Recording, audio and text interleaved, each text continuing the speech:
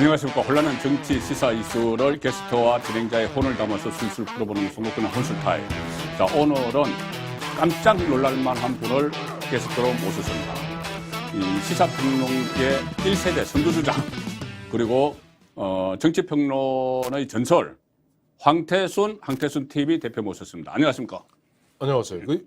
전설 괜찮아요? 전설 하니까 너무 흘러가 버린 것 같아요. 너무 흘러간 것 같아요. 가뜩이나 혼술해서 술술 흘러간 것 같은 느낌이 드는데 요즘 어떻게 지내세요? 한때 이 정치평론가를 휩쓸고 다녔었는데. 뭐 휩쓸지는 않았고요. 사실은 이제 뭐 아시겠습니다만 우리나라 종편이 2011년 12월 1일에 시작합니다. 아, 역시 기억력은 여전하시군요. 예. 12월 1일에 시작했고 MB 때죠. 2012년 초부터 그때 2012년에 보면은 총선과 대선이 동시에 있었습니다. 그렇죠. 그래서 그때 이제 종편 대선하고 바로 총선으로 갔죠. 아니죠. 총선하고 대선하고 갔네. 3월 총선이고 12월 대선이었습니다. 그렇죠. 예. 그때 이제 총선을 지휘했던 것이 박근혜 비대위원장. 예. 그런데 어쨌든 그때 2012년 그래서 이제 제가 보면은 아무래도 이제 박근혜 정부 출범하고는 조금 보면은 덕을 좀 봤죠. 솔직히 말해서 그 당시 이제 보수 자유 보수 우파에 상당히 심했어요. 그래서 이제 그랬는데 그러니까 세상에 빛과 그림자가 있더라고요. 예. 이제 2016년 이른바 이제 JTBC 태블릿 PC 나오잖아요. 뭐 국정농단 게이트 벌어지고 어쩌고 저쩌고 하면서 2017년 초에 보면은 박근혜 대통령이 드디어는 탄핵됩니다. 2010년 3월 10일인가 탄핵됩니다. 그렇죠. 탄핵되니까 바로 전화 오더라고요. 어디 있어요? 방송국에서. 그동안 고생하셨. 잠깐만 쉬시라고. 그동안 고생하셨는데. 잠깐만 쉬시라고. 그동안 고생하셨는데. 그러더니 잠깐 쉬는 게 아니고 계속 쉬는 걸로. 그래서 2017년 3월부터 이제 잠깐 쉰 것이 어영부영해서 이제 5년 반이 됐습니다. 그리고 이제 그 사이 뭐 아시겠습니다만은 저도 이제 먹고 살아야죠. 저 프로페셔널입니다. 그럼요. 황태순 TV 제가 대표라고 소개해드렸잖아요. 아니, 프로페셔널이 우리 한국말로 풀면 뭔지 아세요? 뭐죠? 생계형. 생계는 아니에요. 아닙니다. 지금 많은 사람들이 보면은 예전에 보면 저희가 이제 종편할 때 보면은 그때 좌파들이 우리를 공격하기 위해서 생계형 평론을 한다 얘기했는데 그때 제가 대 받았습니다. 맞다. 그러면 너희들은 그건 자선 사업 아니야. 너희는 선전선동했구나. 너희는 선전선동으로 해서 아마 무급봉사라는 모양인지 모르겠으나 나는 프로페셔널이다. 나는 목숨을 걸고 아까 혼을 담아서 얘기를 풀어낸다고 그랬잖아요. 저도 목숨 걸고 혼을 담아서 그래야지 제가 노력한 만큼 받아낼 거 아닙니까. 그래서 먹고 살기 위해서 프로페셔널로 2018년 11월 10일 오늘이 딱 오늘입니다. 2018년 11월 11일. 11월 11일.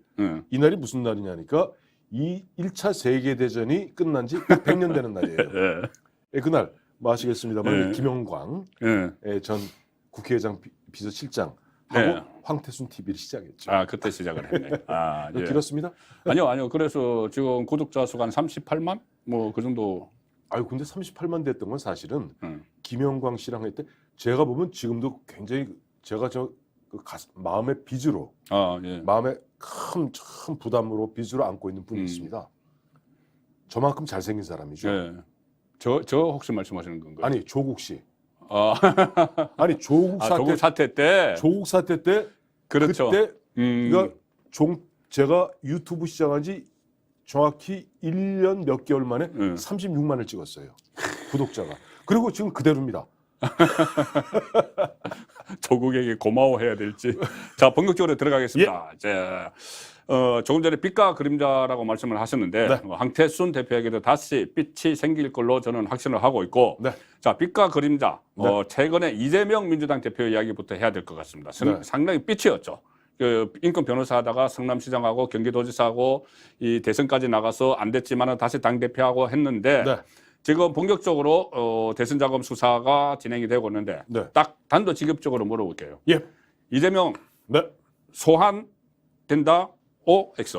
O. 기소된다? O. 구속된다? 세모. 자, 왜 그런지 설명을 해주셔야죠. 아니 지금 조금 전에 대선 자금이라고 그랬잖아요. 일단은 대선 자금. 그렇죠. 그게 왜냐니까 굉장히 중요한 이야기예요. 여러 가지가 너무 많으니까. 여기에 포인트가 있습니다. 한동훈 법무장관이 어젠가 그저께 국회에서 얘기하면서 뭐 이제 이재명 관련 대정당 관련 이런 등등의 질문에 대해서 딱 한마디로 얘기했죠. 네. 토착 비리. 그렇죠. 토호들의 토착 비리. 토호들의 토착 비리라고 했죠. 성남 일대에. 그렇죠. 그러니까 지금 보면 대장동. 근데 문제는 대장동에서 돈을 갖다 만든 것은 그야말로 추자반. 이 지역 토호들의 그야말로 선수들이 낀 이른바 타짜라고 그러죠. 네, 네. 이제 타짜 밑장빼기 이 선수들이 낀 이른바 작업이었습니다. 현재까지는 전형적인 한동훈 법무장관 이야기대로 이른바 토호들의 토착 비리 나눠 먹기. 거기다가 보면 영화 혹시 저거 보셨어요? 그 무슨 영화예요? 그 저기 황정민이가 안산시하고 성남시하고 안남시장 예예예. 그 아수라. 아수라. 그 안남시입니다. 예. 안산 플러스 성남입니다. 딱 그거죠. 그거예요. 그러니까 그 인허가권을 갖고 있는 시장, 기초단체장 시장과 근데 이 시장은 그냥 꿈이 내가 시장으로 끝나는 게 아니야. 난 경기도지사를 할 거야. 네. 대통령도 할 거야. 해야 돼. 네. 돈이 필요해. 네. 나는 얘기 안 해. 네. 근데 밑에 뭐 이용이라든지 네. 김용이 아닙니다. 이용이라고. 예, 아니면 또 구동규라 아니 일부러 이름을 지금 바꾼 거야. 김용. 뭐 김용이라 그러면 머리가 나빴어. 김용이라 그러면 또 김용이 야 너 거짓말한다 그럴 거 아니에요. 그러니까 영화적으로 얘기하면 이용이라든지 아수라 영화라 치고. 그다음에 정진상의 장진상이라든지 장진상이라든지 우동규라든지 김천배라든지 그렇지 백만배라든지 뭐 이런 선수들이 어쩌고 저쩌고 해서 돈을 만든 토착비리인데 이것을 갖다가 지금 보면 조금 전에 우리 송 본부장 뭐라고 그랬어요? 대선 자금이라고 그랬잖아요. 자, 돈을 모은 건 토착비리인데 이 출구입니다. 입구입니다.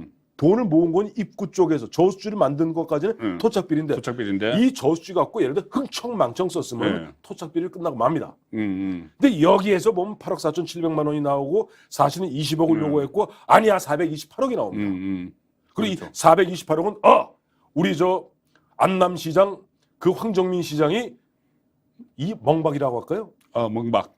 이 제멍이라고 이자명 좋다. 네. 이자명 시장이 대선 갈 때 필요한 이른바 그 밑에 저수지에서 퍼서 쓸 돈이라면 대선 자금을 갔으면은 당연히 우리 송 본부장 잘 아시잖아요. 검찰 특수부가요. 특수부 검사들이 칼을 뽑으면요. 칼을 뽑아서 찌를 데가 없으면 하다못해 옆에 지나가는 두부를 찌르거나 호박 찌르고 정 안 되면 자기 무릎이라도 찌릅니다. 자, 지금 서울중앙지검 반부패수사부 즉 특수부가 1부, 3부가 지금 동시에 개입돼 있잖아요. 그렇죠. 동시에 지금 파고 들어갑니다. 파고들죠. 지금 보면 거기에 보면 지금 보면 정진상하고 지금 김용은 입을 다물고 있으나 유동규가 입을 열었고 남욱이라든지 남욱도 정민옥이라든지 또 정영학이라든지 다 입을 열고 있습니다. 이 사람들이 얘기합니다. 야 소설 쓰시네? 아니 어차피 5만 원짜리 수표가 아니기 때문에 5만 원짜리를 오고 간 그 거래이기 때문에 판사님도 압니다. 바보 아닙니다 판사님이. 자 내가 5만 원짜리 받아서 내가 흔적 없지? 롱 그러면 그 판사님이 너 무죄지롱 이렇게 얘기할 것 같아요. 여러 정황들이 이미 목을 꽉 조고 있고 이것이 대선 자금을 쓰였다면 이거는 최종적으로 검찰에서는 결국 이재명의 소환 또 소환 이후에 기소 물론 현직 사실상 180석입니다. 왜냐니까 지금 무소속 비례대표들이 있어요. 뭐 대표적인 윤미향이라든지 김홍일이라든지 이런 친구들이 다 보면 지금 무소속입니다. 그러니까 원래 당선될 때 180명이었습니다. 그렇죠. 사실 거대한 제1야당의 대표이자 현역 의원을 갖다가 구속하기는 굉장히 어렵습니다. 그러나 그걸 전제하에 지금 검찰은 한 걸음 한 걸음 나가고 있고 결국 그렇다면 기소할 것이고 물론 불구속 기소할 거고 불구속 기소하는 가운데 불구속 기소하게 되었을 경우 기소가 되게 되었을 경우 어떻게 되나요? 지금 민주당 당원 당규에 따라서 그것은 본인이 또 안전장치를 만들어놨죠. 정치 탄압이다 이렇게 되면은 거기서 이제 면책을 받을 수 있도록 해놨죠. 본인이. 이제 본인은 끝까지 정치 보복이라고 얘기할 겁니다만은 국민들은 그렇게 바보가 아닙니다. 그리고 문제는 민주당의 대주주들. 솔직히 말해서 지금 이재명 씨가 민주당의 주식이 얼마나 있습니까? 지금 뭐 좀 새로 들어와 가지고 예. 본인들이 다 살기 위해서 뭐 마치 주식을 대주주처럼 대우는 해주지만 네. 실제로는 주식 없죠. 주식 없어요. 네. 이재명 주식 없습니다. 밑에 물론 이른바 대개명이니 음. 개딸이니 이런 선수들이 왁왁왁 감을 지르는지 모르겠으나 결국 이재명도 지금 보면 잠깐 좀 얘기 좀 하고 예. 저 화천대유 좀 얘기 좀 하고 갈까요? 왜 하시죠? 네. 자, 화천대유. 화천대유에서 천화동 1호부터 예. 7호. 예. 1호 주인이 김반배, 아니 정확히 화천대유가 주인인데 그렇죠. 대주주죠. 화천대유 대주주고 천하동인의 소유주죠. 소유주가 명의로 명의가 명- 소유가 소유주인데 되죠. 거기 사장이 누군가요? 그 사장이 천화동 1호 천하동인 1호 사장이 이한승입니다. 이한승이죠. 이한승이 누굽니까? 그 이화영의 이화영의 보좌관을 했죠. 이화영이 국회 보좌관할 네. 국회의원 할 때 보좌관을 보좌관을 했죠. 그렇죠. 이화영은 또 누굽니까? 누구죠? 이화영이 원래 이재명하고 그렇게 가까운 사이였습니까? 그건 저는 잘 몰라요. 이해찬의 최측근입니다. 야 이하영이 그렇죠.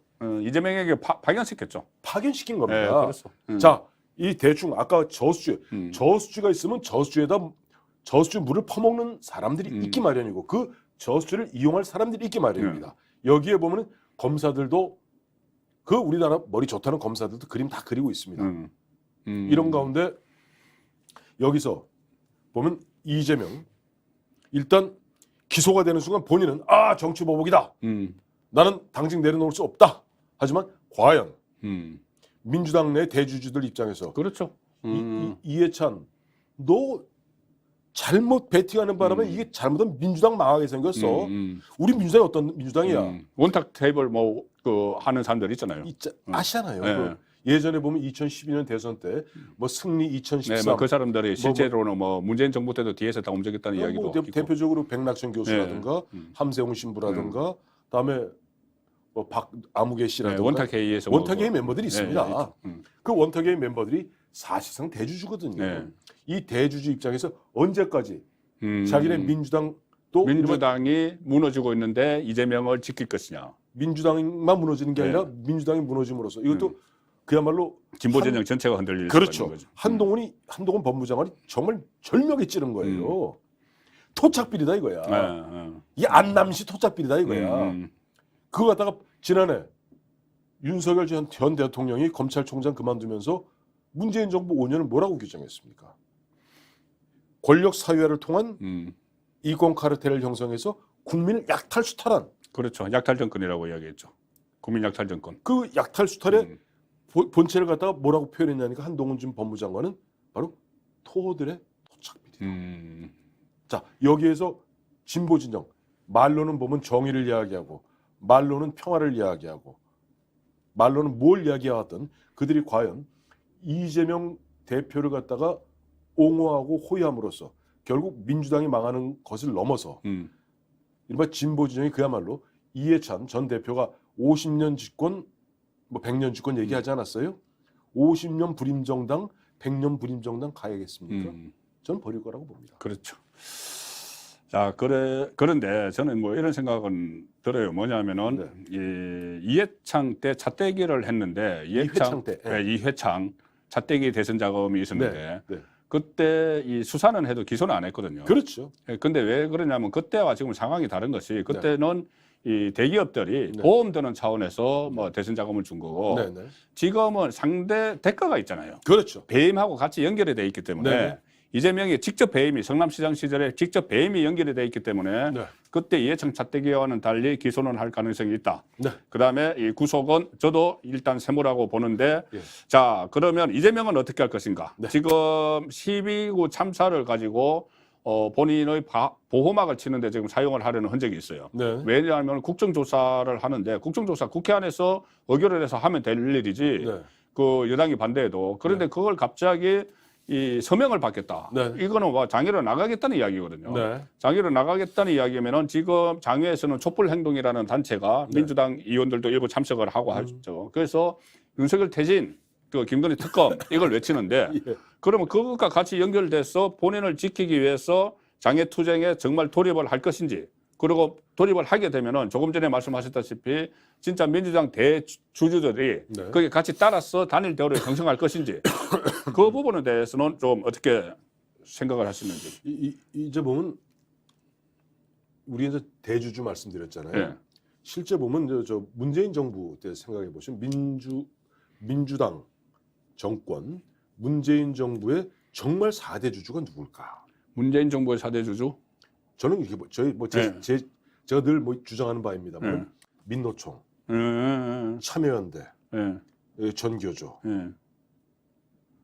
이런 이 단체들입니다. 그 단체들이 주로 그 박근혜 정부 무너뜨리는데 그럼요. 공을 세웠던 데죠. 예. 뭐 우리 송본부장 그때 그 계시는 영남일보사 바로 앞에서 그 당시 네, 프레스 센터. 그 프레스센터 앞에서 그거 하지 않았어요? 그때 예. 제일 앞장서서 쭉 줄 서 있던 사람들이 누굽니까? 그 민노총에서 민노총. 그다음에 정교조에서 동원한 아줌마들. 예. 그 보면 이른바 뭐 아줌마들 동원.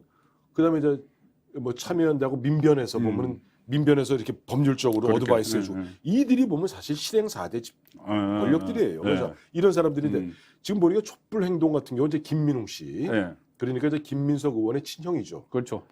이 김민웅 씨 같은 경우도 2014년에 종편에 자주 나왔었습니다. 그런데 이상하게 이분은 지금 그 뭐 국민행동인가 그 상임 대표죠. 상임 대표, 촛불 행동 상임 대표인데 이 분장실에서 앉아서 이야기해 보면 지극히 정상이에요.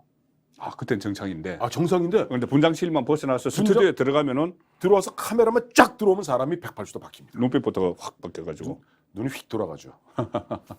또 최근에 보니까 이번 10월 29일 그 이제 일주일 후에 11월 4일이었나요? 5일이었나요? 토요일 날 그때 이제 촛불 행동의 13차 집회를 갖다가 열었고 그때 함께 거기에 숟가락 얹으려고 그랬던 조직이 이신민심입니다. 이신민심 있죠. 이재명 마음이 뭐 민심이다. 네, 그거예요. 자기들 써놨어 보면 이신민심이란 이재명 마음이 즉 민심이다. 또 뭐 이재명 마음에 반하는 것을 갖다 우리 포용한다. 뭐 이런 취지로 했는데 이 친구들은 진행을 하다가 뜨거라 싶어서 발을 뺐습니다. 그거 뺐죠. 자, 이런 상태 왜 뺐을까요? 결국 제가 봤을 때는 원탁 회의에서 오케이 해주지 않는 한 아까 전교조, 민노총, 버스 전체 버스로 막 전국 27곳인가 막 실어 나갔던 그 단체 말이죠. 그 이번에 뭐 이름 몇 대 왔다고 그랬죠? 저 70대면 몇 명일 것 같아요? 70대면 40인석이면 뭐 2,800명이네. 물론 자기들이 28,000이라고 주장할 겁니다. 원래 10배씩 꼭 튀겨서 얘기합니다만 버스로 해갖고는 그렇게 이른바 투쟁력을 못 보입니다. 옛날에 조직 동원 많이 해보셨죠? 해봤어요. 국회에 있을 때. 국회 많이 해봤어요. 처음에도요. 우리 저 아픈 과거로 돌아갑니다만 이제 2016년 10월에 그 당시 이제 JTBC의 태블릿 PC 얘기 나오면서 박근혜 대통령이 처음에는 뭐 몇 초짜리 사과하고 그다음에 9분짜리 사과하고 그러잖아요. 그때 처음에 모였던 이 촛불 모였던 게 23,000명입니다. 그렇게 많지 않아요.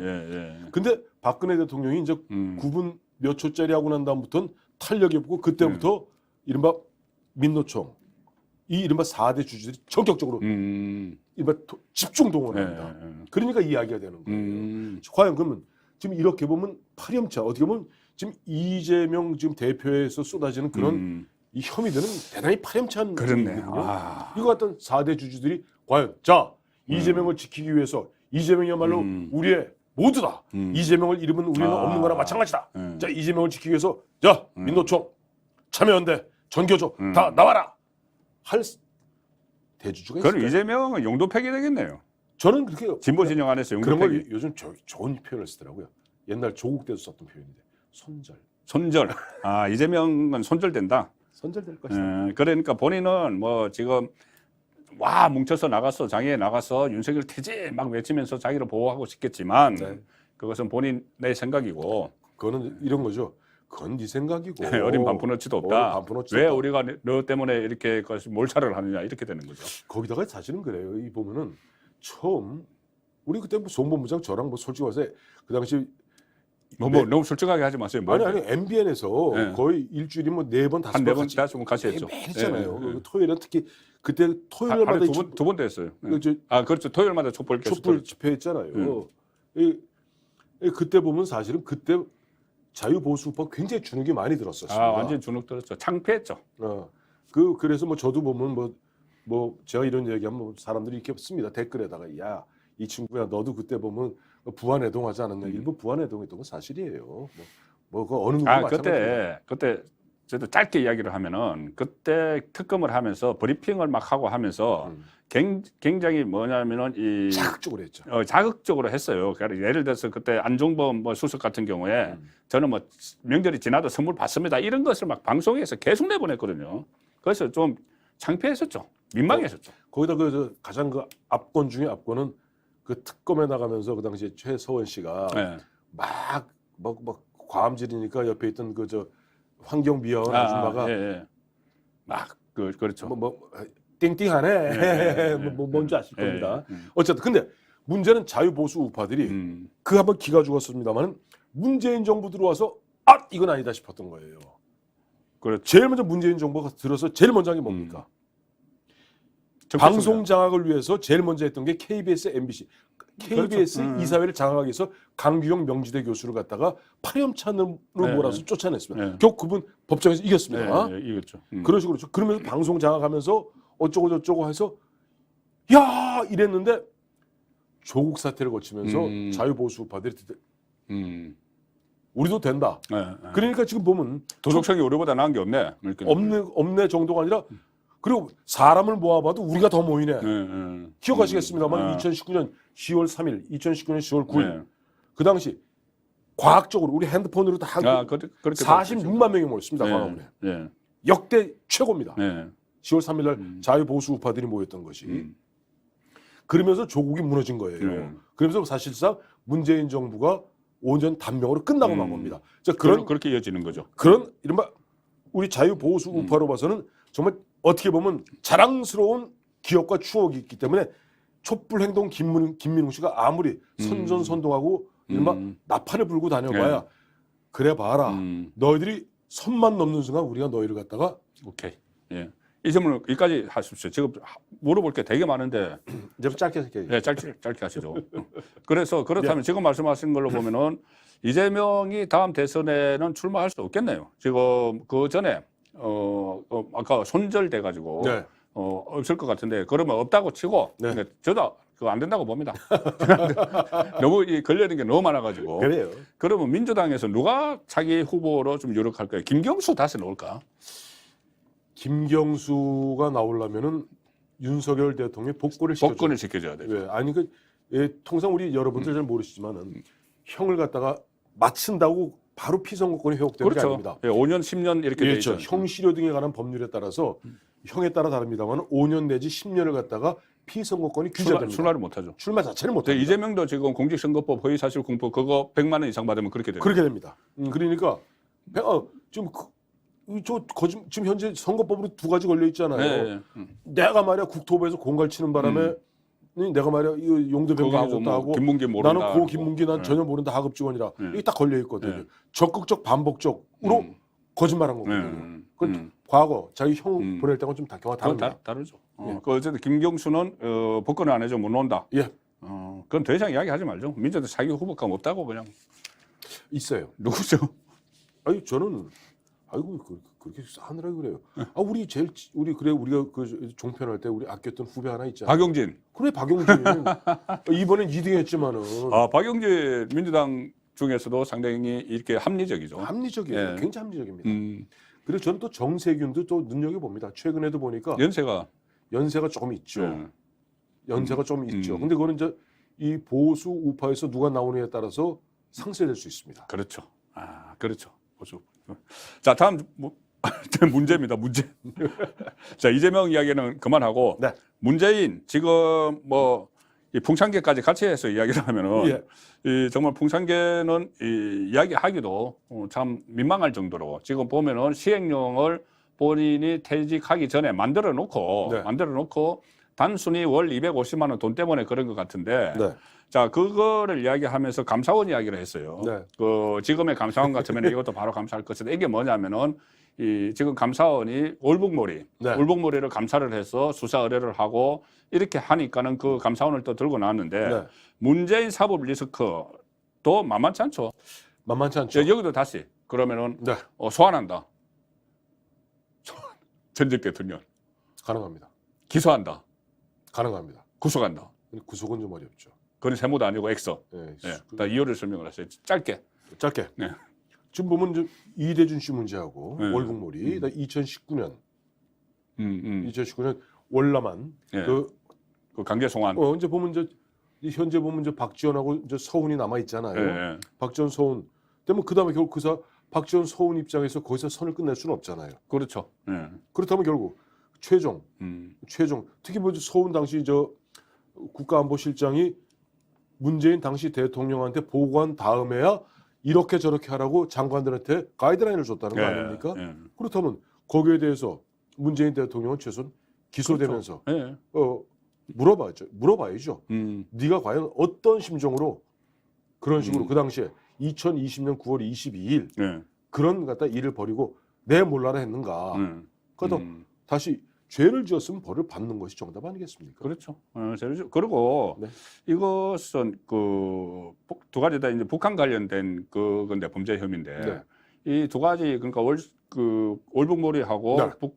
그 어민 강제 북송하고를 네. 보면은 전부 다 조직적으로 움직여요. 네. 그 국가안보실 대통령의 국가안보실이 움직이고 네. 국방부 뭐 또 해경이 움직이고 국정원 그 국정원 뭐 다 같이 움직이면은 네, 네. 그 위에는 딱 한 사람이 있는 거죠. 그렇죠. 그리고 또 문재인 전 대통령은 이것뿐이 아니고 이것이 새로 나온 것이고 네. 뭐 월성원전 경제성 조작 그다음에 산자부 블랙리스트 네. 상당히 많거든요. 많죠. 그래서 문재인의 사법 리스크도 만만치 않지만 네. 다만 이제 전직 대통령이기 때문에 너무 이런 역사를 반복하면 안 된다. 그런 분위기는 조금 있는 것 같아요. 저는 좀 생각이 좀 다릅니다. 아 그런가요? 우리가 뭐 전직 대통령 적폐 청산해야 되나요? 신적폐. 해야죠. 예. 해야 됩니다. 왜냐하니까 보면 노무현 전 대통령도 이른바 수사받다가 이제 극단적 선택을 하게 되죠. 네. 자, 노무현 전 대통령 후임이었던 이명박 대통령 재임 중인 일이 아니었습니다. 그렇죠. 턴 것은 문재인 정부 들어오자마자 탈탈 털어갖고 네. 그야말로 먼지 털듯이 이제 소나기 내리는 날 먼지 털듯이 털어갖고 네. 털어서 결국 대통령이 되기 전에 이런저런 이야기들 그 앞장섰던 게 누굽니까? 김어준. 다스는 누구 겁니까? 그렇죠. 그걸 결국 잡아넣었잖아요. 네. 박근혜 대통령 말할 것도 없고. 자, 그런데 나만 예외를 해두고 나만 저기 양산에 있는 평산마을에서 저 영남 알프스 보면서 조용히 잊혀져 살고 싶어요. 나 좀 잊어주세요. 지금 안 잊혀지고 싶은 것 같은데. 본인이 계속 페이스북에 뭐 올리면서 그러니까 풍산계도 멍멍이 풍산계도 다른 사람한테 200만 원 주고 키우게 하고 사진 찍을 때만 데려와 가지고 찍고 다시 주고 뭐 이랬더라고요. 그러니까 이거 갖다가 예를 들어서 그냥 놔두고 전직 대통령이니까 자 우리 전직 대통령에 대한 먼지털이 이러면 취재는 자 그러면 이제 박근혜 대통령을 끝으로 이제 앞으로 없는 걸로 하자. 그러면 국민들이 가만히 있겠습니까? 그리고 사실 뭐 저도 말은 그렇게 했지만은 그 점잖게 하느라고 했지만 그럼 난 점잖지 않았나요? 아니 그러니까 국민들이 윤석열 대통령을 선택한 이유가 예. 반칙과 특권 그 좀 처단을 하라 처벌하라. 윤석열 대통령도 후보 시절에 신적폐에 대해서 당연히 수사를 해야 된다는 이야기를 했고 네네. 그런 것들 때문에 이 선택을 받았기 때문에 여기에서 매듭을 지어야 될 것 같습니다. 그렇습니다. 자, 국민의힘 들어갑니다. 국민의힘 지금 가장 지금 시급한 것은 오늘 그러니까 어제죠. 어제도 안에서 뭐 여러 가지 이야기들이 있었어요. 장제원 의원이 다시 이선 후퇴한다고 했는데 다시 등장을 해서 그 김은혜 그리고 강승규 두 수석을 불러 세워서 이 퇴장까지 시킨 주호영 원내대표를 겨냥을 했거든요. 운영위원장. 이런 것들이 결국은 이 당권 경쟁을 전초전이 아닌가 이렇게 싶은데 지금 유승민 의원이 그 각 여론조사 보면 1위가 나와요. 1위가 나오는데 누가 지금 당권에 가장 가까이 가 있다고 생각을 하시는지. 나경원? 전 나경원으로 보고 있습니다. 나경원. 그래. 그러니까 유승민이 1위지만 나경원 전 의원이 얘기하지 않았어요. 그래. 유승민 네가 7주째 1위 하는 건 사실인데 그거는 역선택이 아니고 민주당 선택이라고 이래요. 민주당 선택이고 여기도 출연했었습니다. 국민의힘 지지자만을 상대로 했을 때 내가 거기서 7주 연속 1위였어 라고 주장하는 것이 나경원 전 의원이고 지금 바로 그 역선택, 이른바 민주당 선택을 갖다 방지하기 위한 제도적 장치를 마련할 겁니다. 아, 그렇죠. 국민의힘에서 현재는 7대 3인가 그렇죠. 현재 본 경선이 7대 3, 7대 3이란 예비 경선이 5대 5. 네, 그러니까 7대 3이란 말이에요. 그러니까 일반 국민 여론조사가 30이고 책임당원 투표가 70인 거죠. 70인데 민주당은 몇 대 몇입니까? 민주당은 9대 1이죠. 그렇습니다. 민주당은 당심이 90이고 이른바 여론조사 10입니다. 엄밀하게 얘기하면 대통령 뽑는 거 아니에요. 그렇죠. 대통령 후보 뽑는 거라면 저는 뭐 예를 들어 민심 50, 당심 50도 가능하다고 보지만 가능하죠. 그 당 대표 의원 확정을 해야 되니까. 그러니까 왜 차라리 저 국민의힘 원내대표 뽑을 때 민주당 하고 정의당한테도 물어보지. 네, 그렇죠. 아 그런 거 아니에요. 네. 아니 국민의힘 대표를 뽑는 거지 이게 무슨 어디 당 대통령 후보를 뽑는 게 아닙니다. 만약에 그 논리대로 하자면 앞으로는 국민의힘 원내대표를 뽑을 때 반드시 상대 정당, 왜 상대 정당하고 앞으로 이제 대화해야 되니까 그렇죠. 민주당에서 어떤 분을 갖다 좋아하시는지 주호영을 좋아하시는지 나경원을 좋아하시는지 누가 상대하기 좋으세요? 좋으세요? 물어봐야죠. 그렇기 때문에 저는 이런 흐름 속에서 반드시 보면 이번 당원 당규 개정은 불가피하다고 보고 그렇다면 유승민은 지금은 뭐 지금 뭐 자기 주장대로 뭐 일이다라고 주장하고 있습니다만 그거는 꿈 깨시라 라는 말씀을 드리고 싶습니다.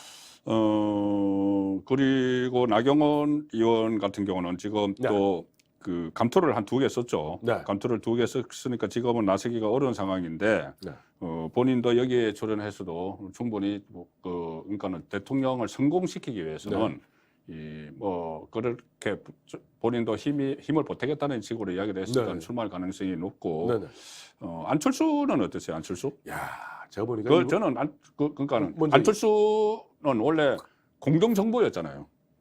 공동정부 후보 단일화 했으니까. 그게 예전 후보 단일화. 그래서 아마 장제원 그때 이 후보 단일화 정권을 가지고 하면서 단일화를 하면은 나중에 당 대표가 되는데 우리가 도와주겠다 이런 약속도 했던 것 같은데. 뭐 그런 약속이 충분히 있을 수 있었겠죠. 과거 뭐 우리 97년 DJP에 예를 보더라도 그때 뭐 저도 그랬고 또 2002년 당시 대선 때 정몽준과 노무현 후보 간의 후보 단일화 과정을 보더라도 그런 이런 미래학은 있기 마련입니다. 그러니까 뭐 그것이 문제는 뭐냐니까 그러고 난 다음에 안철수가 뭐 했냐는 거예요. 자 보면 이제 어느덧 보니까 윤석열 정부가 이제 6개월이 지났습니다. 그렇죠. 6개월이 지났으면 이제 10분의 1이 지난 겁니다. 10분의 1이죠. 많이 지났어요. 10% 지난 거예요 벌써. 이미 이제는 뭐 출범한 지 얼마 안 됐습니다. 가속이 못해야 되는데 지금. 지금 근데 그게 아니라 처음에는 이준석 때문에 좀 거기서 벗어날 만하니까 지금 보면 이번 12구 이번 이태원 참사 때문에 자 최근에 이태원 참사 갖고 지금 민주당에서는 이걸 어떻게 하든지 이른바 리멤버 세월호 그래서 뭐 저기 명단도 확보하고 사진 확보하고 뭐 이 이야기가 나오잖아요. 또 일일이 호명하자는 거 아니에요? 사망자 호명하고 사진 내자고 공간 만들자는 거죠. 근데 제가 이재명 씨한테 되묻고 싶어요. 그렇게 주장하는 너희들이 과연 그러면 이른바 5.18 민주화 관련해서 이름도 하나 못 내게 하면서 내게 해요? 아 그렇죠. 아니 그 이야기 하는 사람이 있어요. 아니 5.18 관련해서는 자기들 명단 죽어도 못 내놓겠다고 막으면서 이번에 저 150 몇 명인가요? 156 156명 월구라고 이름하고 다 만들어서 그리고 최근에 좀 어제 오늘 뉴스에 따르면은 이미 민주당 출신의 그 변호사들 작업 들어갔답니다. 작업 들어가서 그 유가족들을 만나고 있다는 거죠. 만나서 그 소송하자. 그러니까 상대 소송하자. 우리 돈 받을 수 있다 이렇게 하고 있다는 거죠. 1인당 뭐 예를 들어서 뭐 표현이 좀 그렇습니다만은 세월호 때 같은 경우 한 8억 5천, 한 9억 가까이 되잖아요. 그 이상 받아낼 수 있다라고 하면서 지금 유족들을 갖다가 이른바 아픈 가슴에 죄를 뿌리겠다. 정치적 목적이 있는 거죠. 정말 나쁜 사람들입니다. 아니 안철수 얘기하다가 왜 갑자기? 내가 이 흥분해서 안철수가 이번에 너무 역할이 없어요. 아니 안철수 이 상황에서 이 상황에서 뭐 한마디로 했어야 될 거 아니야. 이준석 때도 그렇고 이준석 때도 그러니까 세상에 정치판 우리 올해 취재 35년 가까이 하셨잖아요. 일반 리스크 테이킹 해야 돼요. 어떤 부담도 내가 안아야지. 뭐 그다음에 거기에 따르는 뭐 보답이 있고 응답이 있는 것이지. 영어 속담에 There is no free lunch라고 그러잖아요. 공짜 점심은 없는 법입니다. 안철수는 공짜 점심을 바라고 있어요. 그냥 가만히 얌전하게 있다가 아니 예전에 뭐 코로나 처음 나올 때는 갔다가 뭐 마스크도 쓰고 말이지 내가 의사니까 뭐 뛰어가기도 하고 뭐 또 어떤 뭐 마라톤도 하더니 막상 이 12구 또 보면 이준석 사태 때는 입이나 한 뻥긋댔나요? 그러다 보니까 지금 보면은 아까 장제원 의원 얘기했습니다만 저는 장제원 의원 말에 동의해요.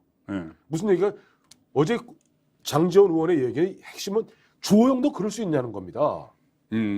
너 우리가 만들어 주지 않았어? 너 처음에 비대위원장 만들어 줬다. 그 이야기 했어요. 뭐 다시 한번 뭐 맡겼다는 식으로 아니 이야기했어요. 저는 뭐 장제원하고 통화한 적 없습니다. 예. 근데 내가 장제원이라도 야 이 사람아 우리가 지금 권력의 실세들이 너 좀 비대위원장 만들었다. 물론 중간에 그럼 뭐 법원의 뭐 정치적 판결 때문에 그렇게 됐죠. 그래서 우리가 부득이 만행의 경우를 대비해서 우리가 플랜 B를 플랜 B로 원내대표를 해준 거죠. 원내대표까지 만들어 주지 않았어. 장제원이 또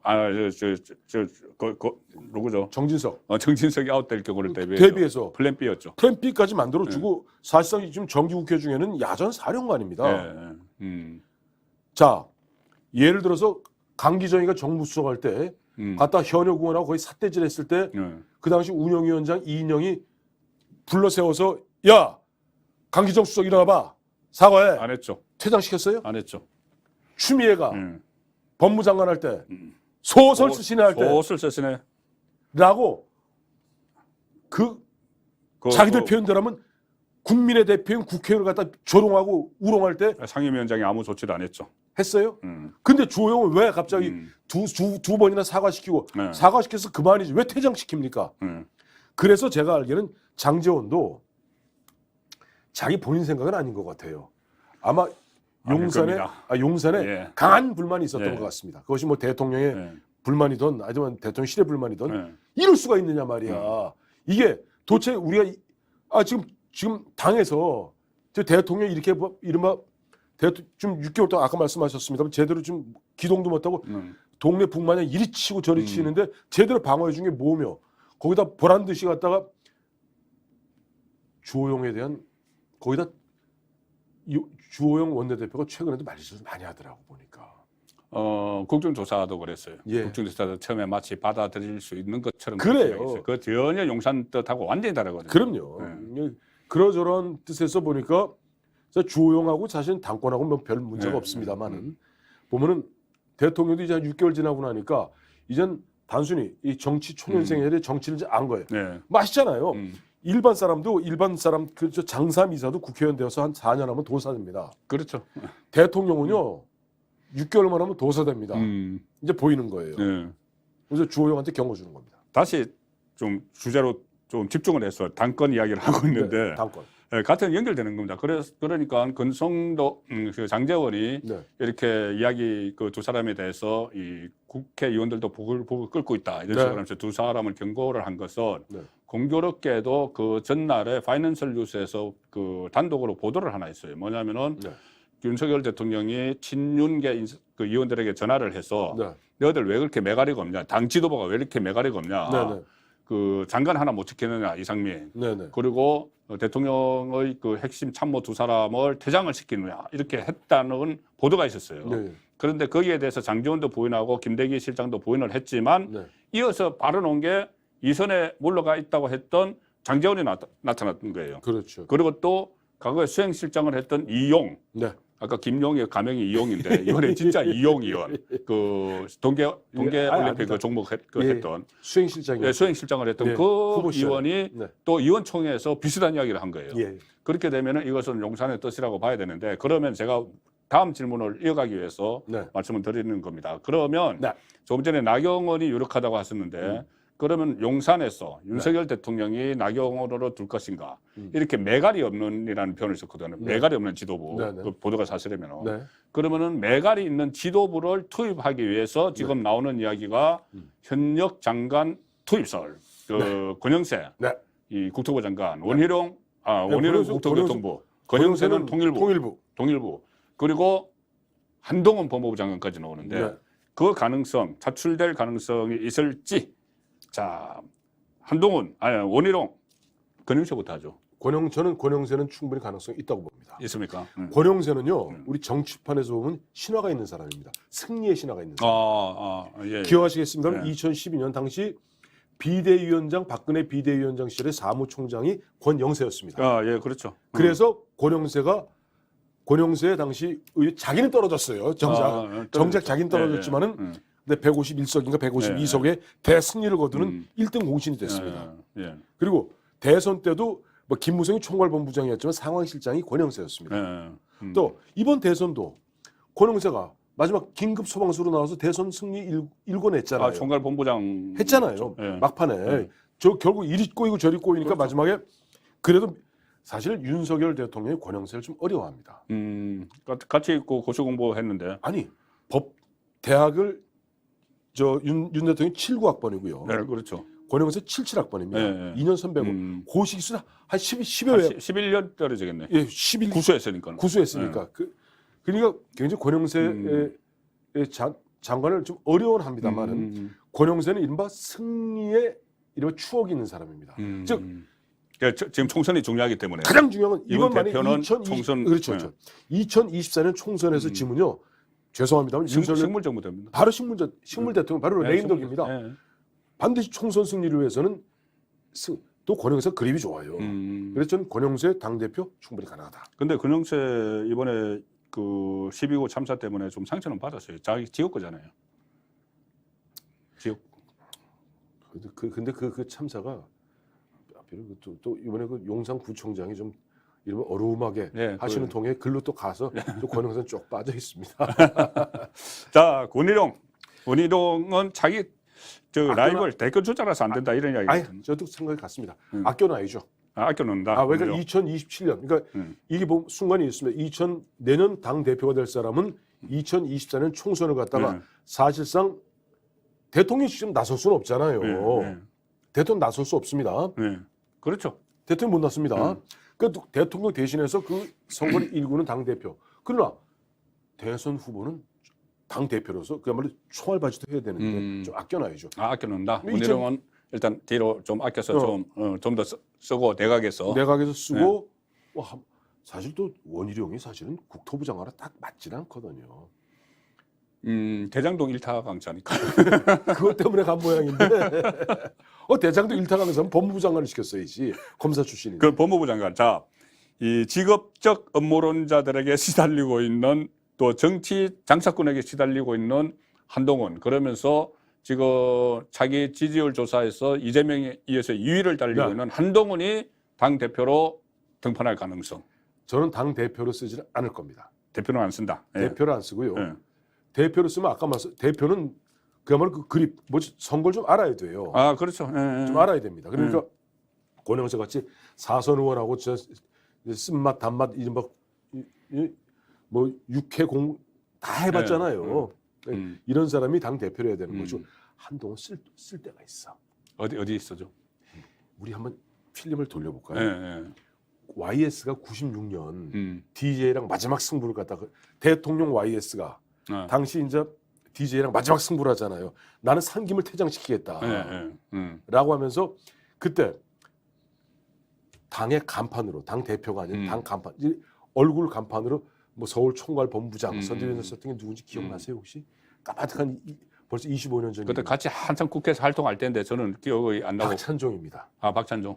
그때 박찬종 의원이 굉장히 인기 있을 때 하얀 옷 입고 다니면서 그럴 때입니다. 뭐 그다음에 무슨 뭐 우유 선전하고 무균질 정치인 뭐 그렇게 했어요. 그 우유 선전하고. 자, 한동훈은 바로 그와 같은 이른바 얼굴 간판으로 쓰면 됩니다. 그러니까 당 대표는 이 선거 전략과 선거를 갖다 당을 장하게 살 수 있는 권영세가 하고 당의 간판. 과거 예를 들어서 YS 때 DJ를 꺾기 위해서 세대 교체에 젊고 그 당시 DJ에 비해서 한참 젊었던 정동영?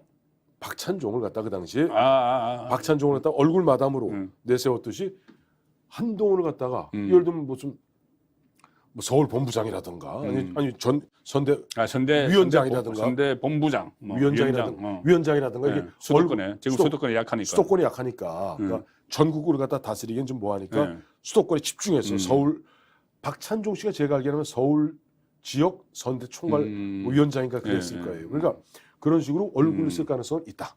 그러면 박찬종이 대권 못 잡은 것처럼 한동훈도 대권 잡기 어렵나요? 이어서 그러면 국민의힘 차기 대선 후보는 누가 유력할까를 이어가겠습니다. 박찬종 제2의 박찬종이면은 대권 잡기 어렵잖아요. 근데 박찬종은 거기서 자기가 변덕 부리는 바람에 그러니까 근데 YS하고 이게 우리 아시잖아요. 예.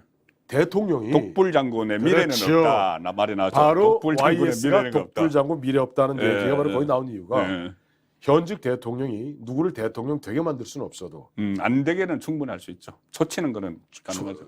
초 잘 칠 수 있습니다. 예. 그래서 그런 뭐 식으로 뒤에 몇 개 캐면 되잖아요. 예, 그러니까 그 당시 이제 박찬종 씨도 너무 독불 장군으로 너무 앞서 나가다 보니까 결국 보면 그 당시 그래도 살아있는 권력이었던 YS 청와대하고 좀 사이가 멀어지면서 멀어진 거죠. 근데 그때 좀 협조적 자세를 취했다면은 YS 입장에서도 박찬종을 갖다가 같은 부산 사람들끼리 예. 밀지 못할 이유가 없었겠죠. 그러면 한동훈은 독불 장군의 그런 위험에 빠지지 않으면은 네. 가능하다. 뭐전 충분히 다음 가능하다고 충분히 가능하다고 봅니다. 왜 그럼 그러지? 다른 사람들은 다른 사람 좀 열심히 뛰고 또 나오려고 지금 대구에 셀프 하방하고는 홍준표 홍준표 시장도 잘했어요. 이번에 그 호위무사 역할을 했죠. 잘했어요. 예. 아주 잘했습니다. 홍준표가 홍준표 대구시장이 제가 아까 처음에 정세균 얘기하면서 나이 나이 누가 그 상대가 누가 나오느냐에 따라서 나올 수 있다고 했죠. 나올 수 있다는 게 예. 홍준표 시장이 54, 그러니까 호적상은 54년생입니다. 정세균이 50년생인가 그래요. 예. 큰 차이가 안 납니다. 예를 들어 홍준표가 나오면 정세균은 나올 수 그럼 있는 거죠. 77세, 74세 이 정도 될 거예요. 바이든 트럼프도 있는데. 예. 그러니까 그건 충분히 가능하고 이번에 보면은 이제 이 뭡니까 저 윤석열 대통령이 이제 11월 11일 그것도 11월 11일이네. 11월 11일 보면 이제 4박 6일 예. 이제 아세안 및 예. G20 정상회담 네. 가면서 MBC 야 악의적으로 가짜 뉴스 만드는 너희하고는 안 놀아 타지 마. 비행기 많이 타셨잖아요 전용기. 한 서너 한 40여 표 타셨죠. 한 서너 번 탔습니다. 네. 예. 라고 배제했습니다. 네. 거기에 대해서 아까 제가 좀 말씀드렸던 그 똑같은 질문을 갖다 주호영 원내대표한테 했는데 주호영 원내대표가 본인의 답을 안 했어요. 답변 유보. 답변을 유보했습니다. 네. 근데 홍준표 대구시장 먼저 치고 나왔습니다. 나를 악의적으로 헐뜯고 가짜 뉴스 나를 갖다 하는데 나 경남지사 할 때 바로 부스 빼버렸다. 1년 동안. 나 당대표 할 때 지방 방송 그렇게 했다는 거고. 나 당대표 할 때 모 종편이 네. 나 갖다가 저 그런 식으로 악의적으로 할 때 나 빼버렸다. 자 취재 자유가 있다면 취재를 안 당할 자유도 있다. 취재를 거부할 거부할 자유도 있다. 그리고 홍준표 대구시장 가가지고 그 어떤 통신사 기자가 기사를 하나 썼거든요. 네. 이 시청 구내식당에 시장 공간을 따로 만들었다. 네. 이렇게 했으니까는 당장 그 통신사에 하던 지원 다 없애버렸어요. 자, 그런데 저는 좀 약간 입장이 다릅니다. 저는 현직 기자고, 기자니까. 현직 기자고 또 제가 기자협회 소속이에요. 기자협회 소속이고 했기 때문에 이번에 MBC 물론 MBC가 지금 언론이냐 이 말이 나오죠. 저도 나옵니다. 예. 거기 제대로 된 언론이냐 네. 지금 사장부터 해서 네. 완전히 바꿔야 되는 거긴 하지만 네. 그것을 다른 방법이 없었을까? 제재를 하는. 그러니까는 제도의 틀 안에서 뭐 언론중재위원회를 통한다든가 다른 방법을 쓰다가 이것이 정 안 됐을 때 쓸 수 있는 카드 아니었을까? 이런 생각하는데 여기서 더 그 이야기는 하기 그렇습니다. 제가 그 이야기 했다가 상당히 비판을 받았어요. 그 얘기하시면 현직 기자시기 때문에 현직 기자이기 때문에 저는 마음대로 얘기해도 됩니다만. 예. 제가 잘못하면 우리 후배 기자들한테 다 욕 먹습니다. 그러니까 안 됩니다. 자, 그러면 뭐 시간이 다 돼가니까는 윤석열 대통령 네. 취임 6개월이 11월 10일이었죠. 그렇죠. 윤석열 대통령 국정 운영을 네. 지금 뭐 여론조사 나오는 거 다 놔두고 최근에 여론조사 다시 좀 회복하기 시작을 하고 있습니다. RN서치인가 그래요. RN서치도 그렇고 갤럽도 30%대에 네. 어제 들어갔고 네. 그러니까 이렇게 올라가는 것이 그 12구 참사가 일어났는데도 불구하고 네. 박근혜 대통령 시절에 세월호 참사 났을 때 11%가 빠졌거든요. 네. 갤럽의 리얼미터. 그런데 상당히 이 다른 요인으로 해서 좀 선방을 하고 있다. 그리고 이 12구 참사에 대한 대처도 잘한다와 잘못한다가 비슷비슷하게 나와요. 네. 자, 그 상황인데 네. 그런 거 이제 일반 여론조사 다 빼고 네. 우리 강철순 대표께서 생각하실 때 윤석열 대통령 국정운영 평가 100점 만점에 몇 점이고 이유는 뭘까? 100점 만점. 100점 만점에 60점에서 90점 왔다 갔다 합니다. 에이, 그렇게 하면 안 아니 된다. 왜냐 이게 그 중간은 75점이네요. 아니 이유가 있습니다. 아, 예. 60점이라는 게 달리 60점이 아닙니다. 아까 모두에 말씀하시기 우리 송 본부장. 자, 윤석열 대통령을 갖다가 왜 자유보수 우파들이 선택했을까요? 아까 조금 전에 그 여론 박근혜 대통령 시절에는 11%포인트가 빠졌는데 이번엔 오히려 올라가고 있다. 왜 그랬을까요? 제가 얘기했잖아요. 앞서서. 자유보수 우파들은 이제 위기감 느낀 거예요. 그동안 있다가 그러나 우리가 나서면 간단하지 않아 라고 적극적으로 여론조사에 응하고 있는 겁니다. 자, 왜 자유보수 우파들이 한때는 문재인 정부에서 서울중앙지검장으로 이명박 전 대통령 비롯해서 이른바 자유보수 우파가 그야말로 초토화되는데 앞장서던 선봉장이었습니다. 그렇죠. 왜 그를 선택했을까요? 이건 딱 한 가지입니다. 그래, 당신 말이 맞아. 당신 말대로 공정과 정의야. 그러니까 어느 누구도 칼 댈 수 있어. 그러니까 제발 좀 문재인 정부 적폐 좀 청산해 줘.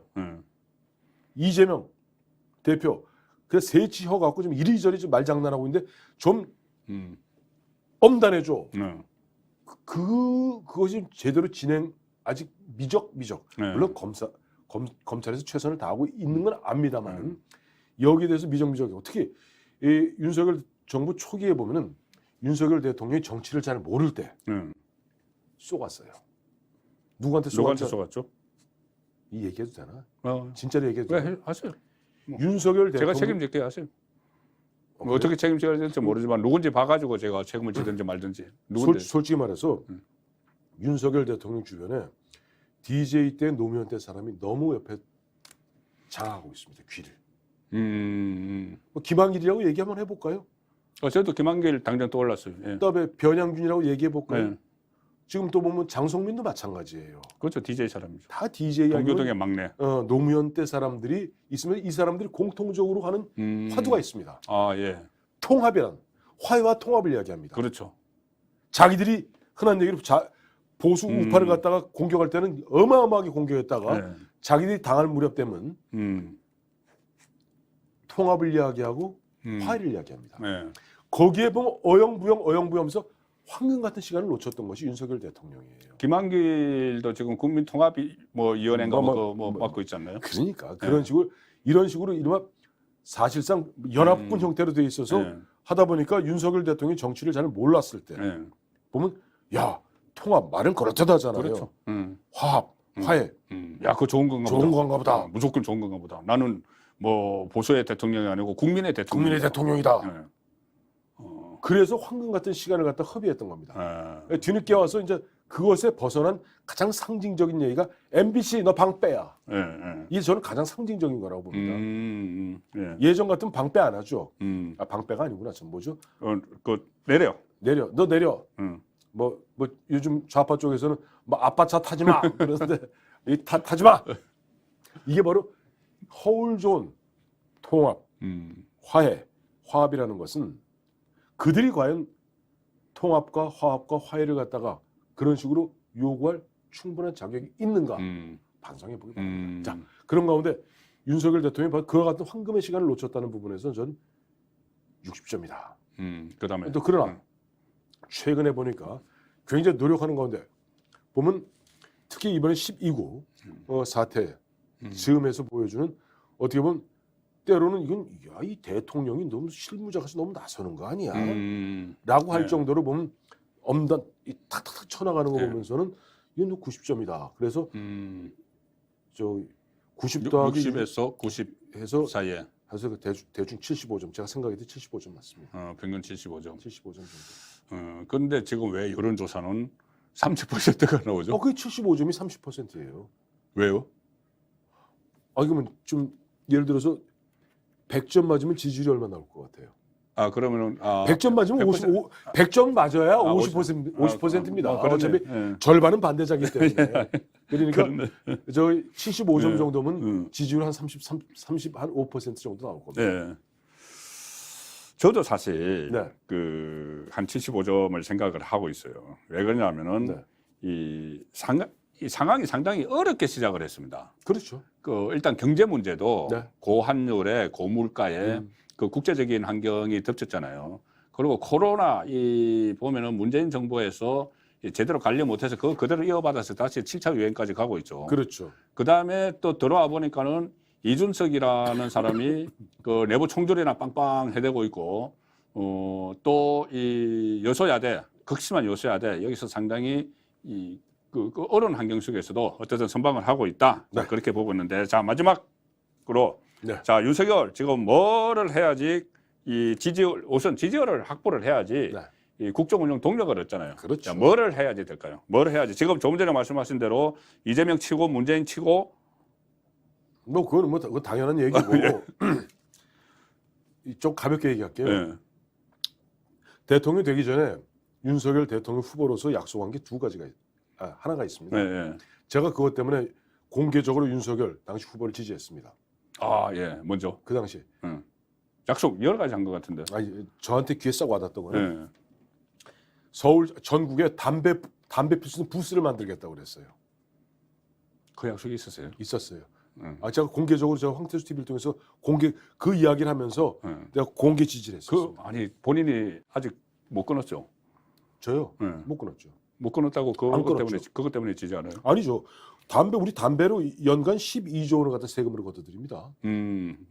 그 세금을 갖다 그렇게 우리 흡연자들이 돈 내고 있는데 담배 부스 아직 제대로 구비 안 됐어요. 약속시켜야죠. 둘째. 아까 코로나 말씀하셨는데 지금 이거 한번 꺼내보세요. 안경 낀 사람들이 되게 불편합니다. 네, 그렇죠. 지금 이번에 우리 이태원에서 봤습니다만은 또 지하철 타면은 이게 무슨 의미가 있습니까? 지금 제가 아는 그 의학 전문가들 이야기 들어보니까 지금 윤석열 정부도 누가 자신 있게 이 마스크를 갖다 벗자고 아무도 얘기를 못한대. 실내에서 벗자. 실내에서 벗자. 지금 세계적으로 추세 미국이나 노 마스크를 하고 있잖아요. 그거 왜 말을 못하죠? 책임질 혹시라도 다시 대유행이 지금 아까 말씀하셨지만 7차 이거 열심히 껴봐야 7차 대유행은 오기 마련입니다. 이미 팬데믹이 아니라 엔데믹이 된 거예요. 풍토병이 된 겁니다. 여기서 단호하게 나 윤석열이야. 야 이거 귀찮아. 이거 끼나 안 끼나. 이거 과학적으로 큰 의미도 없대. 이거 벗어. 또 내가 황태순 이야기를 들어보니까 맞네. 내가 그 약속을 했네. 12조 원씩의 매번 세금을 내고 있는 그 자들을 위해서 일본식으로 곳곳에 담배 부스 필 수 있는 흡연 부스를 만들어 주세.